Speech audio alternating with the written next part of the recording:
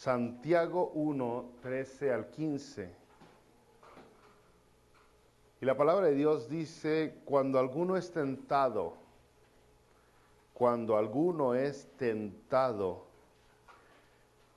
no diga que es tentado de parte de Dios, porque Dios no puede ser tentado por el mal, ni Él tienta a nadie, sino que cada uno es tentado cuando de su propia concupiscencia es atraído y seducido. Entonces la concupiscencia, después que ha concebido, da a luz el pecado. Y el pecado, siendo consumado, da a luz la muerte. Hemos estado hablando de pruebas, Santiago habla de pruebas, y ahora empezó a usar una palabra diferente, dice tentación, siendo más específico sobre qué tipo de prueba, la tentación. Porque las pruebas pueden venir en forma de tentación. Y aquí Jacobo, el que escribió Santiago, nos dice que como usted responda a la tentación y a quién o hacia dónde avienta la culpa en la tentación, indica qué tan genuina es su fe o qué tanto tiene falta de ella. ¿Cómo responde usted en medio de la tentación? Versículo 13, cuando alguno es tentado, no diga que es tentado de parte de Dios. Es muy normal, brother, que las personas no aceptemos las culpas que de nuestros errores, que busquemos a quién echarle la culpa. Buscar un culpable es algo muy común entre nosotros. Porque es más fácil culpar a alguien de lo que hicimos que llevar las consecuencias o la responsabilidad de las consecuencias. Es mejor buscar a quién. Y la idea de culpar a Dios, brother, ha existido desde siempre. La humanidad siempre ha buscado a quién echarle la culpa y casi siempre ha encontrado a Dios para echarle la culpa.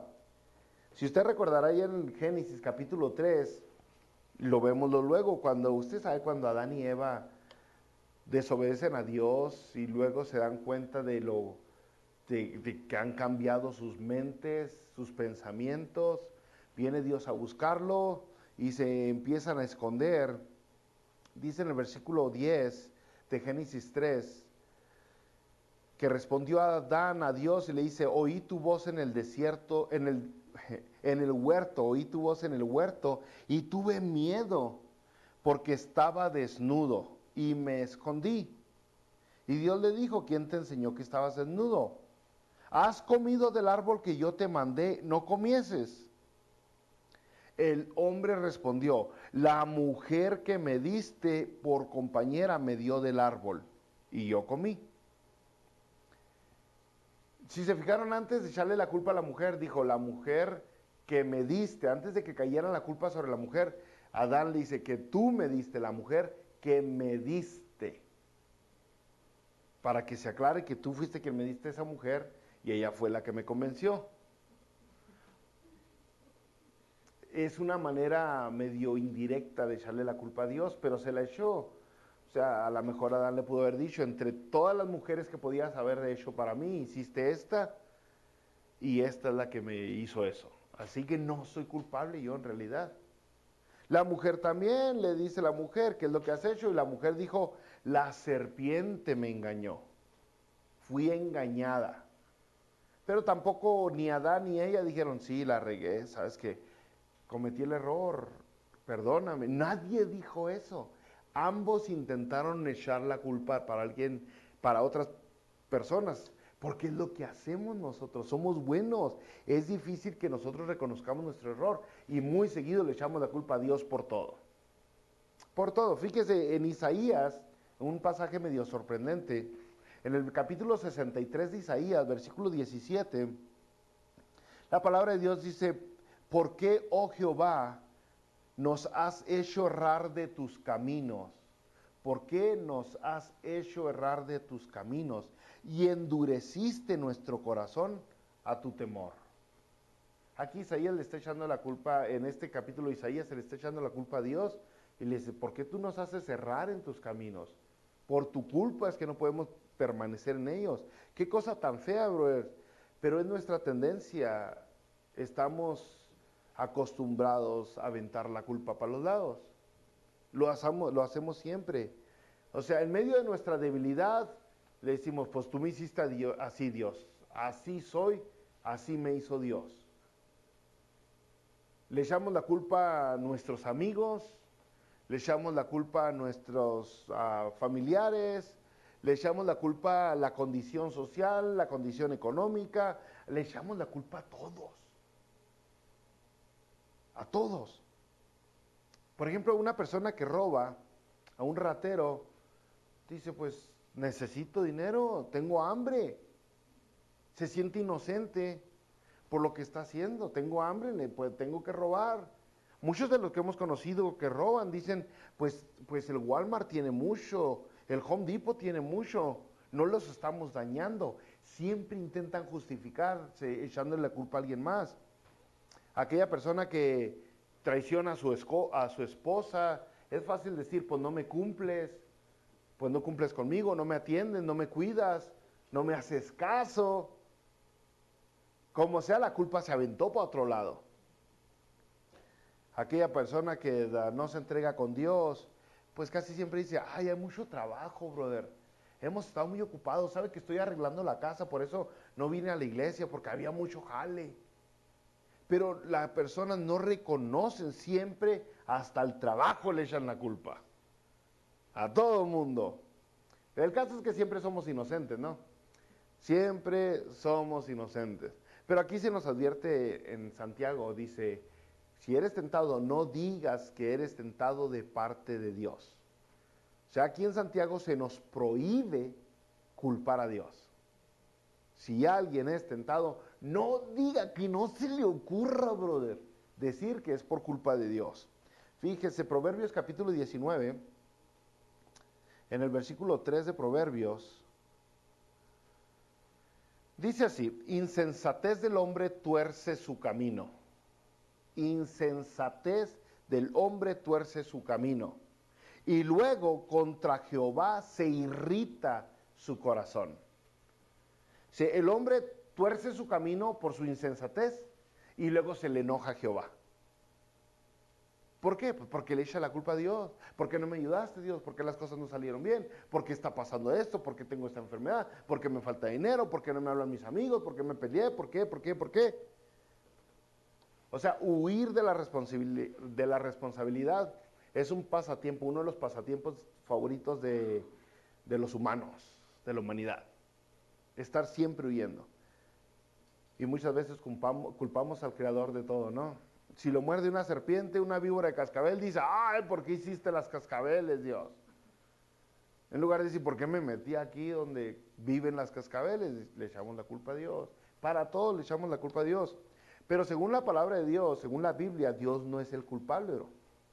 No es el culpable. Fíjese, versículo 13 dice, porque Dios no puede ser tentado por el mal, ni Él tienta a nadie. O sea, Dios, aquí ya empezamos a ver la naturaleza de Dios.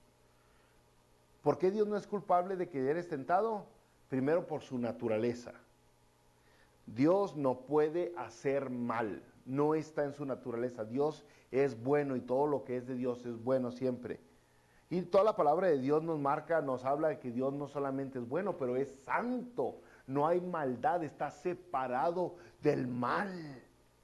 Es diferente a nosotros. Por ejemplo, Levítico 19:2 dice, santos seréis porque santo soy yo, Jehová vuestro Dios. Levítico 20:26, habéis pues de ser santos porque yo soy santo. Isaías 6:3, que dice que los serafines daban voces y gritaban, santo, santo, santo. 1 Pedro 1:16, porque escrito está, sed santo porque yo soy santo. O sea, toda la Biblia habla de la santidad de Dios. Una persona que tiene mal no puede ser santa. En su naturaleza no está el tener mal. Esa es la primera razón. Y muy importante, porque Dios no tienta a nadie, porque Él no tiene mal. O sea, la santidad no puede ser traspasada por el mal, por el pecado. El mal está muy separado de Dios. Está totalmente al otro lado del universo. Habacuc capítulo 1, versículo 13, hablando de Dios, le dice: muy limpio eres de ojos para ver el mal, ni puedes ver el agravio. O sea, su santidad nunca queda en riesgo. No es que, uy, caray, ya se está arriesgando Dios. No, brothers. Ahora, fíjese, una diferencia grande que vemos nosotros, por ejemplo, aquí, si usted empezó a meditar tantito, a lo mejor en otras ocasiones ya lo ha meditado, algunos herejes que andan ahí tocando en las puertas le van a intentar torcer la Biblia. Por ejemplo, le van a decir, aquí dice que Dios no puede ser tentado por el mal. Jesucristo, le van a decir los herejes, no es Dios, porque se acuerda ya en Juan, fue tentado Jesucristo por el chamuco en el desierto. Bueno, esa tentación nunca llegó a consolidarse, ¿verdad? En realidad, cuando Dios se encarnó en forma de hombre, brothers, así fue, con todas las debilidades del hombre, el chamuco sí intentó seducirlo, pero fracasó, probando Jesucristo, que es Dios, el Hijo de Dios, el único en toda la historia humana que ha podido resistir la tentación. Jesucristo, el único, el único. ¿Qué otra persona jamás ha podido resistir la tentación? Toda, absolutamente toda su vida. Solamente Jesucristo es el único. Ahora también Job, capítulo 1, Samuel, 2 Samuel 24, 1 Crónicas 21, nos hablan de cómo Dios, cómo el chamuco va y le pide permiso a Dios para poder mandar pruebas y tentación a sus hijos. Entonces Dios es el que aprueba que se le ponga cierta tentación a las personas. Pero Dios no da la tentación a nadie, brother. Él permite que la tentación suceda, da la oportunidad al humano también de que decida entre esto y esto. Nunca le quita al ser humano la oportunidad de decidir si entra, si cae en la tentación, si muerde la carnada o si no lo hace. O sea, en todo momento el humano puede decidir. No puede decir que Dios, ¿no? Entonces, en otras palabras, aquí Santiago nos dice que Dios no es la fuente de la tentación. Dios es la fuente de muchas cosas, es el elixir de muchas cosas, pero no es el de la tentación.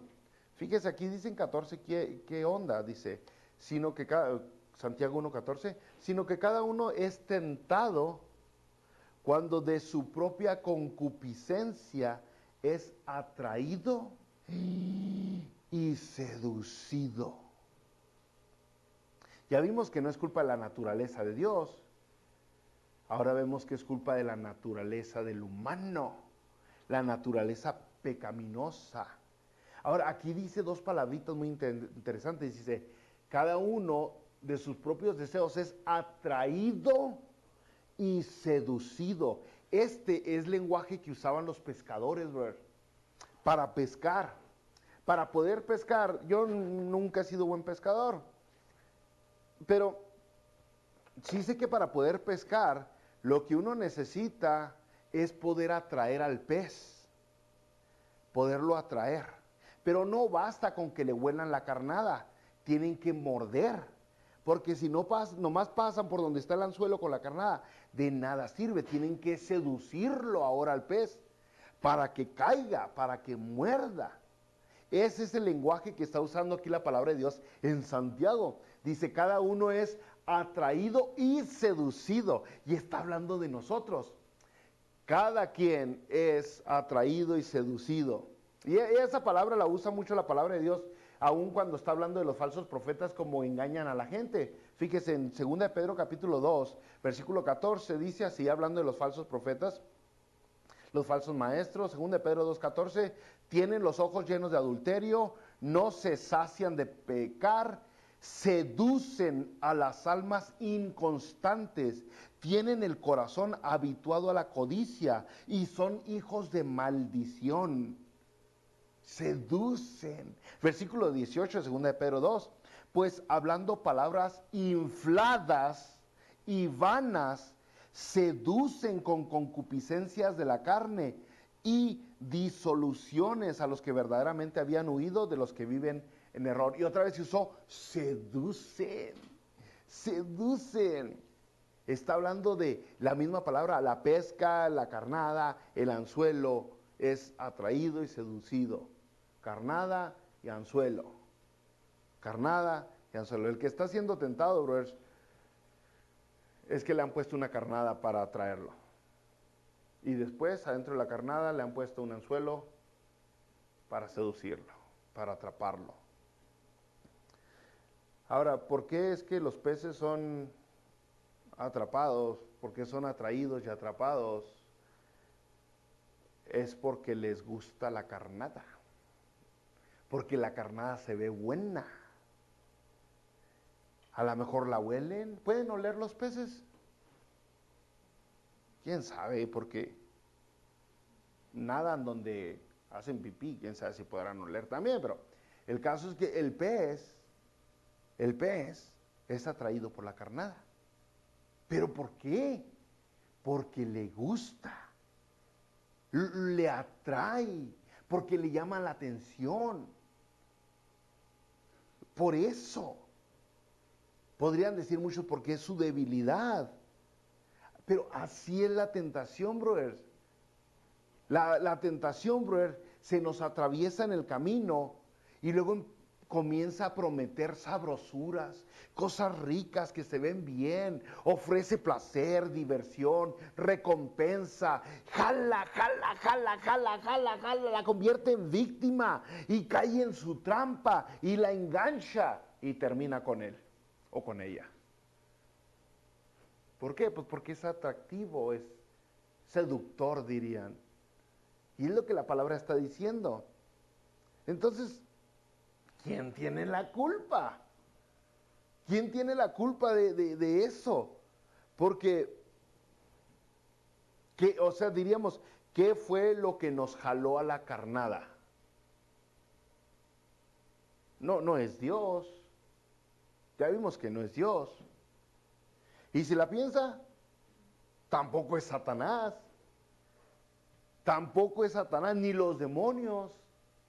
No es el mundo, no es la sociedad, no es la cultura, no son las oportunidades que hay para desviarse y desbalagarse, no es el Netflix que está muy bueno, ni las páginas sociales.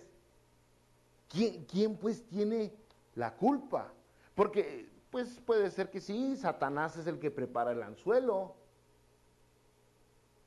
A lo mejor hay algunas personas que les gusta preparar el anzuelo. Pero, ¿qué es lo que te jala hacia el anzuelo? Nadie te obliga a morder, nadie te obliga a ir para allá. Ellos simplemente usan lo que te gusta. Algo que te atrae. ¿Qué es lo que nos atrapa? Aquí dice otra vez en el versículo 14, sino que cada uno es tentado cuando de su propia, y aquí está una palabra que no se usa mucho hoy, en Reina Valera del 60, de su propia concupiscencia. Yo leí varias versiones y por ejemplo, la Biblia de las Américas, Nueva Versión Internacional, Dios habla hoy, Reina Valera, pero estas son las palabras que usan, ¿no? Estas otras versiones. La Nueva Versión Internacional dice sus malos deseos. La Biblia de las Américas, igual que otras, Reina Valera actualizada, dicen su propia pasión. A Nueva Traducción Viviente dice nuestros propios deseos. Entonces, concupiscencia es malos deseos, pasión, propios deseos, si lo quiere entender. Pero si le puso atención, aquí dice nuestra propia, cuando de su propia concupiscencia, propios malos deseos, propia pasión, propios deseos. Aquí lo que está hablando no es un término genérico que dice abarca a todos los humanos. No, está diciendo propio. Es que cada uno tiene su propio deseo, su propia pasión. No es la misma para todos. No todos cojeamos de la misma patita. La debilidad que tiene usted a lo mejor no la tiene aquel brother. La debilidad que tiene la hermana no la tiene aquella hermana. Cada uno tiene su patita de la cual cojea. Y eso es lo que está diciendo, de sus propios deseos. Algunos batallan con la lujuria, otros con la avaricia, otros con la vanidad, otros con la pereza. Pero batallan, de que batallan, ahí está. Y dice aquí la Biblia, bueno, cada uno es atraído y seducido cuando tu propio deseo, es la carnada, el deseo, se pone bueno porque te gusta, porque te encanta. Mire, hemos ido por ahí, nos ha tocado que vamos por ahí y de repente se pone un muchachote que es homosexual y le está haciendo unos ojitos. Sí, así está muy guapetón, muy para él, ¿no? Muy bien vestido. No atrae, no hay nada que atraiga, no tiene uno esa atracción, no tiene esa carnada, no le sirve a uno. No cae. ¿Sí me entiende? Hay otras personas que sí tienen esa debilidad y van a caer con esa carnada. Y empiezan, uy, qué brazotes tiene este compa. Es sus propios deseos, sus concupiscencias. Posiblemente, yo si veo ahí una carterita atacada de billete, a lo mejor empiezo a sudar. Ay, Señor, ¿por qué me haces esto? ¿Se diga? ¿Cuál Señor? No es el Señor el culpable, es tus propios deseos. Es tus propias malas intenciones, esas ganas de tener algo. Y es lo que nos atrae. Eso es lo que la palabra de Dios está diciendo. El problema es el deseo entonces. El problema es el deseo, no los demonios, no es Satanás, no es el mundo. Yo sé que muchos cristianos todavía ahorita siguen predicando en contra del mundo, malo, malo. ¿Cuál es el mundo? Tú, Jesucristo anduvo caminando aquí en este mundo años, décadas y nunca cayó porque no tenía el problema que nosotros tenemos. Y el mundo estaba igual de cochinón o peor. Y no cayó Jesucristo. En Hebreos capítulo 4, versículo 5 dice que nosotros, Jesucristo, nuestro sumo sacerdote, y dice, Él puede compadecerse de nuestras debilidades, porque fue tentado en todo según nuestra semejanza, pero sin pecado. El problema no es el mundo, el problema somos nosotros. El problema del humano es la naturaleza pecaminosa, rebelde que tenemos. O sea, somos propensos, brothers, a desear cosas que satisfacen. Nos gustan buscar cosas que satisfacen. Somos atraídos nosotros a salir de la voluntad de Dios, a alejarnos del deseo de Dios por cumplir nuestros propios deseos. Y somos tan atraídos que acabamos mordiendo en el anzuelo. Eso es la seducción, termina cumpliendo. Ahí en Romanos 7, si usted recordará que habla de eso, Romanos 7 habla de esta naturaleza gacha que tenemos, que sigue con estas debilidades, aunque hemos nacido de nuevos, aunque ya tenemos la salvación, aunque estamos llenos del Espíritu Santo, aún así sigue habiendo este pleito, esta bronca dentro de nosotros. Y Romanos 7, en el versículo 15, por ejemplo, dice, porque lo que hago no lo entiendo, pues no hago lo que quiero, sino lo que aborrezco, eso hago. Versículo 18, y yo sé que en mí, esto es en mi carne, no mora el bien, porque el querer el bien está en mí, pero no el hacerlo. Porque no hago el bien que quiero, sino el mal que no quiero, eso hago. Y si hago lo que no quiero, ya no lo hago yo, sino el pecado que mora en mí. Así dice, es esa bronca, brother. Tanto es el dolor que había en Pablo que dice en el versículo 24, miserable de mí, ¿quién me librará de este cuerpo de muerte? En el versículo que sigue dice, gracias a Dios por Jesucristo, Él es el que nos puede librar del cuerpo de muerte. Entonces ahí está, ¿no? Bien práctico, Santiago. Bien práctico. ¿Vas a tener pruebas? Esas pruebas vienen también en forma de tentación. No le eches la culpa a Dios. Más bien, reconoce dónde viene. De tus propios deseos. Y aún tenemos esa pasión, brother, dentro, deseando ser satisfecha, deseando llenura. Ahora, ponga atención a esto, ¿no? La gran mayoría, brothers, la gran mayoría de los malos deseos son regalos de Dios, torcidos y pervertidos. Es muy posible que todos, no le he estudiado tanto para decirle absolutamente todos, pero la gran mayoría de los malos deseos que nos jalan y que tienen un anzuelo adentro, en realidad son regalos de Dios, pero fueron torcidos, fueron pervertidos y ahora nos hacen daño. Por ejemplo, otra vez le voy a poner otros ejemplos, yo ando con ejemplos hoy. Por ejemplo, dormir. Dormir es algo que necesitamos todos.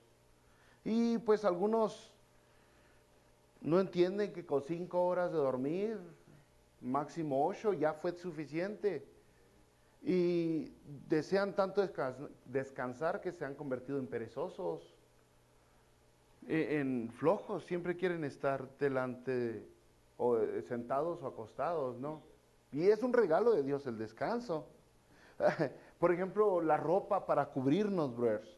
La ropa para cubrirnos, de repente se convierte en un deseo de vanidad por la satisfacción que obtienen al notar que la gente ve lo que traen puesto. ¿Sí entendió? Algo tan sencillo se ha convertido en una vanidad. Así es. Por ejemplo, el alimento, ¿no? El alimento, tanta variedad, cosas tan ricas que nos dio Dios. Y de todo, ¿no? O sea, qué cosas, tamales, enchiladas, pupusas, barbacoa, elotes con su mantequilla, su quesito, su chile, su limón bien exprimido. Pero fíjese, regalo de Dios, divino, precioso, sabroso, delicioso. Pero algunos lo han pervertido, que se han convertido en unos glotones. La glotonería ha invadido a muchas de nuestras iglesias.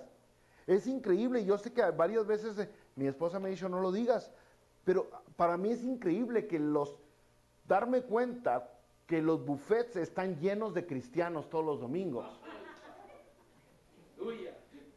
Están pecando en contra del alcohol y de allá y de acá, y la glotonería aquí.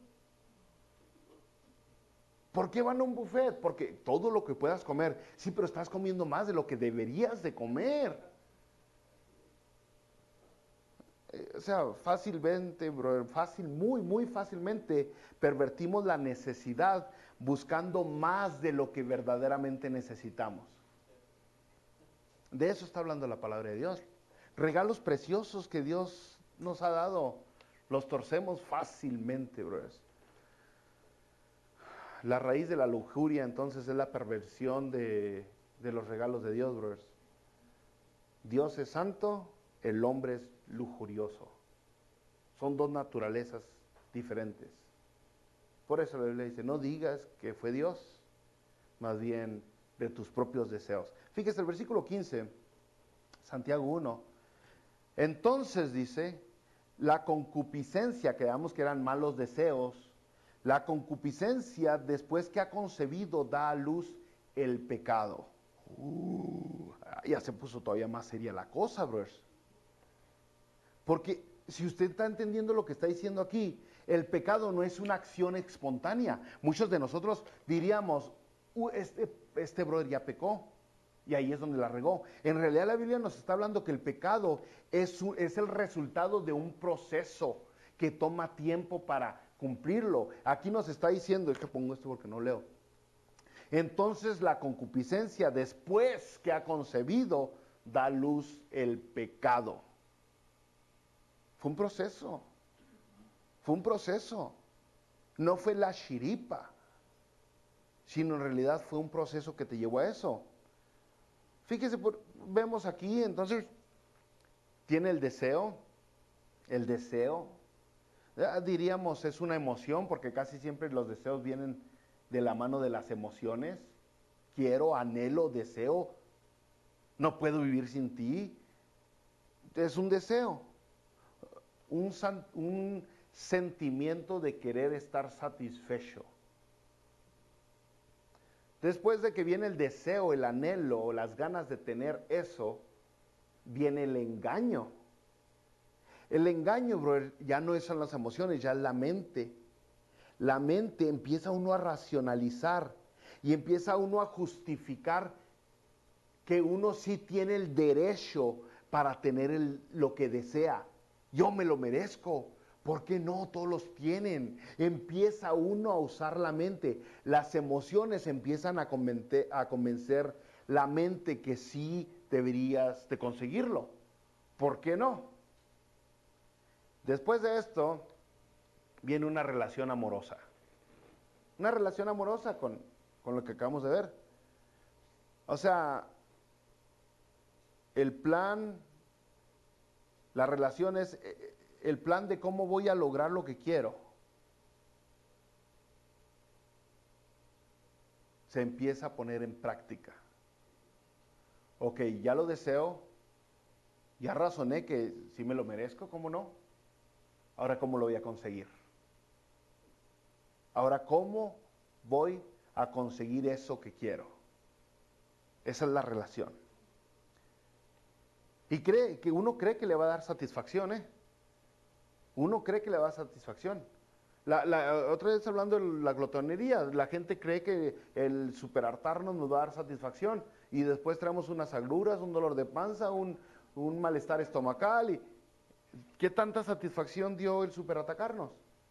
Nada, pero siempre hay un razonamiento de me lo merezco, ¿cómo le voy a hacer para conseguirlo? Y luego no nos da lo que promete. Bueno, brothers, esta relación ya diríamos que es la fuerza de voluntad. Ahora sí voy a hacerlo, es la fuerza de voluntad. Y dice aquí la palabra de Dios, después que ha concebido. ¿Concebido qué significa concebir? Otra palabra, sinónimo. Embarazo.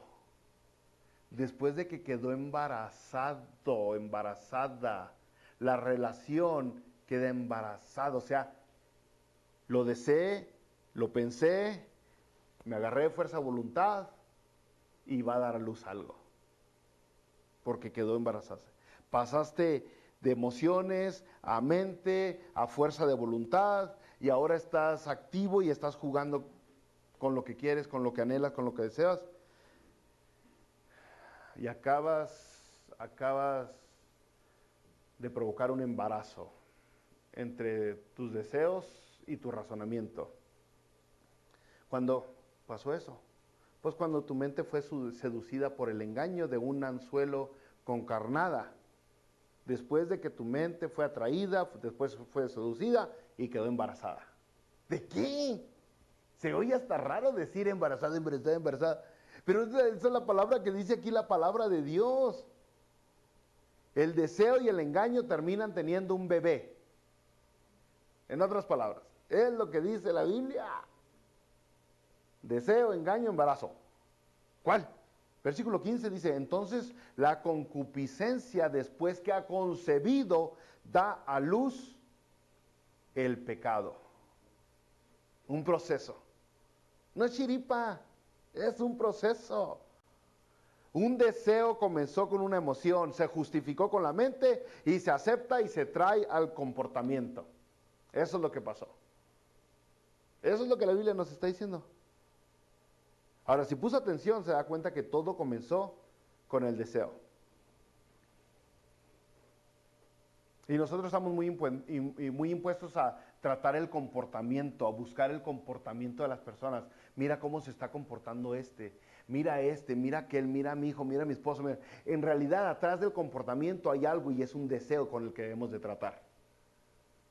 El tratar con el comportamiento es nomás estar tratando con los síntomas de la enfermedad. Debemos de llegar a la raíz de la enfermedad y ese es un deseo. Un deseo. Es ahí donde debemos de tratar con el pecado, antes del comportamiento. Porque después se llega a la voluntad, la fuerza de voluntad, y eso trae consecuencias. Y aquí dice, ahora, estamos en esta sociedad que está bien impuesta a jugar con nuestras emociones, con nuestros sentimientos. Porque como somos nosotros atraídos y seducidos, siempre empieza con las emociones. Siempre. De hecho, la mayoría de las gentes que van a las iglesias van a la iglesia porque se sienten bien emocionalmente. La mayoría de la gente que va a ciertas tiendas van a esa tienda porque se sienten bien en esa tienda. Van a los restaurantes porque se sienten bien en este restaurante.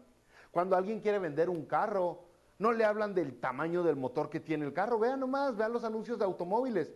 No le dicen este carro a... No, le ponen una muchacha enfrente. Muy atractiva, con unas piernas muy brillosas para vender el carro. O se lo ponen manejando en la ciudad, miren, ni ruido hace el carro entre los edificios, con un fondo bonito, a lo mejor el mar. ¡Wow! ¡Qué bonito carro! Yo quiero eso. Ni le hablan del carro, qué tantos años va a aguantarle, qué tanta potencia tiene, qué tan bueno es en la gasolina. No, lo intentan seducir con emociones y así es para todo. Para todo. Le quieren vender cigarros y le ponen a un hombre en un caballo que es muy feliz, muy contento con su sombrerote y venden cigarros. Siempre ha sido eso, brother. La gente es seducida usando las emociones. ¿Qué debemos de hacer nosotros entonces? Debemos de controlar nuestra mente, porque ahí es donde comienza todo. Los deseos comienzan en la mente. Y ahí estábamos hablando de una mente transformada. Tener la mente de Cristo, una mente renovada, no una mente conformada, que es lo que tenemos ahorita en muchos lados, una mente transformada, no conformada. Porque es donde comienza el pecado, ¿verdad? Si dejamos que nuestras emociones huelen, vamos a concebir pecado. Y ya, para acabar, los estoy engañando, de eso se trata la predicación hoy, no, para mantenerlos contentos un rato más. ¿Sabía que por eso hicimos los pastores eso? Ya para acabar, para que nos aguanten otros 30 minutos. Es trabajar con sus emociones. Ya le empieza uno a doler acá allá, y cuando dice el pastor ya para acabar, ya aguanto otro tantito pues. El versículo 15 dice: entonces la concupiscencia, después de haber que haya concebido, da a luz el pecado, y el pecado, siendo consumado, da a luz la muerte. Wow. Todo comenzó con un pensamiento, con un deseo, con un anhelo, y dice, da a luz la muerte. Te prometió mucho, la carnada se veía muy buena, pero no cumplió nada. La idea de que nos va a dar algo satisfactorio es una mentira. Es un engaño. Es un engaño, ¿ves? Y ¿sabe qué? No le podemos echar la culpa a nadie. Debemos de reconocer que nuestro enemigo, nuestro verdadero enemigo, y el culpable de que hayamos mordido la carnada que tenía dentro de un anzuelo, son nuestros propios deseos. Son nuestros propios anhelos. Todavía lo aclara más, versículo 16. Dice, amados hermanos míos, no erréis, dice, no erréis, ya no seas engañado, no dejes que tu mente sea una prisionera de tus deseos, controla la mente o los deseos.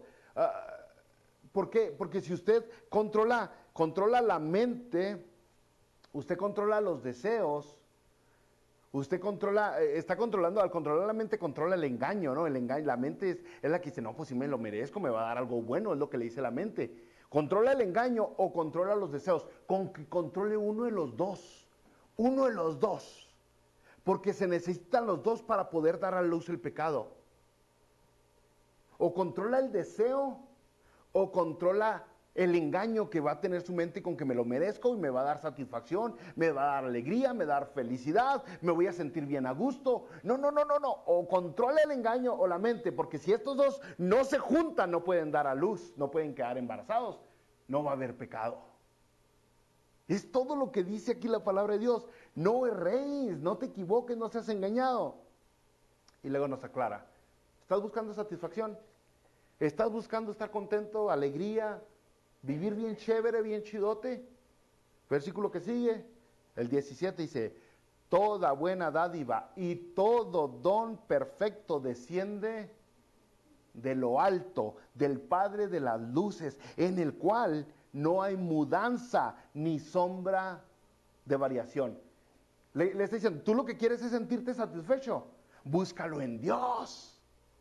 Él no te engaña, Él no se equivoca, Él no cambia de ideas, Él no le pone un anzuelo adentro de la carnada. Él lo que te promete, es lo que te cumple. Y dice todo don perfecto, toda buena dádiva, todo lo que existe que se llama bueno viene del cielo. Todo lo que existe que se llama bueno viene del cielo. O sea, la verdadera bendición está en Dios. Todo lo que Dios da es beneficio, es para tu propio bien. Primera de Juan capítulo 1 versículo 5. Este es el mensaje que hemos oído de Él y os anunciamos. Dios es luz y no hay ningunas tinieblas en Él. Y ahí está, con eso podríamos nosotros, entonces, brothers, trabajar con controlar o nuestros deseos o nuestra mente. Que no nos engañe la mente, que no nos engañen los sentimientos. De las emociones pasa la mente y la mente decimos vamos a darle duro a esto. Usted puede controlar uno de los dos, es lo que Santiago le está diciendo. ¿Qué es lo que va a lograr eso? Es donde se sabe quién verdaderamente tiene fe genuina. El que no muerde el anzuelo, el que no cae, el que no es atrapado, el que no es atraído y seducido y termina muerto. ¿Sí entendió? De eso se trata. Y luego nos dice cómo controla o las emociones o la cabecita. Una de las dos cosas. Una de las dos cosas. Brothers, yo le digo que debido a las clases que estamos dando los miércoles, he leído muchas encuestas. Muchas encuestas, cristianas y seculares. Otra encuesta que leí es que muchos de los cristianos hispanos al convertirse en cristianos, multiplican sus emociones, dice la encuesta. Multiplican sus emociones.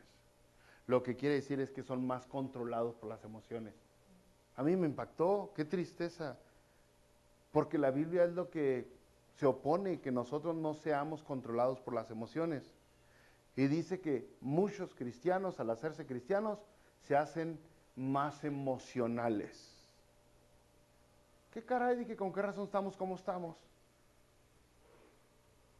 Engañoso es el corazón, dice la Biblia, más que todas las cosas. Las emociones. Ay, no me trató bien. Ay, no trató bien a mi ser amado. Ay, no me dio la oportunidad. Ay, no me saludó. Ay, no me sonrió. Ay, no me hizo. Hicieron fiesta y no me invitaron. Ay, y al último, son más frágiles que una copa de vidrio. Brother, usted y yo podemos controlar nuestras emociones. Así dice la palabra de Dios. Podemos, cuando entendemos que en Dios está la respuesta para la satisfacción que buscamos. Solamente en Dios. Vamos a orar.